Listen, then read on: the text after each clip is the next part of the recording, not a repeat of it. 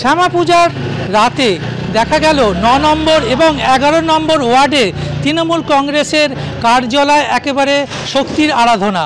এই শক্তির আরাধনায় এখানকার যে স্থানীয় তৃণমূল নেতৃত্ব এবং বিধায়কের তত্ত্বাবধানে দেখা গেল ছোট ছোট প্রায় ১০০ জন বাচ্চাদের হাতে আতশবাজি তুলে দেওয়া হলো। অর্থাৎ যেসব শিশুরা কখনোই বাজি পোড়ানোর কথা ভাবতে পারে না, সেই সব শিশুদের হাতে আতশবাজি তুলে দেওয়া হলো। ফুলঝুরি, বিভিন্ন রং মশলা থেকে শুরু করে বাজির উপহার তুলে দিল ছোট ছোট শিশুদের হাতে। অর্থাৎ তৃণমূল কার্যালয় শক্তির আরাধনা।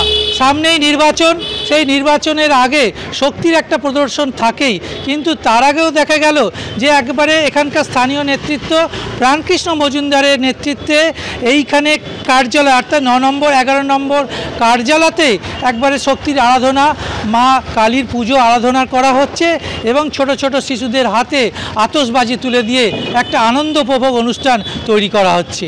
যে কোনো আনন্দ অনুষ্ঠানের উৎসবের মেজাজ আনে হচ্ছে আমাদের বাচ্চারা। এই বাচ্চারা অনেকে আছে আর্থিকভাবে যারা সঙ্গতি নেই, তাদের বাবা মায়ের খাওয়া দাওয়ার তাদের জোগাড় করতে পারে না, তারা আতশবাজি কোথায় থেকে করবে।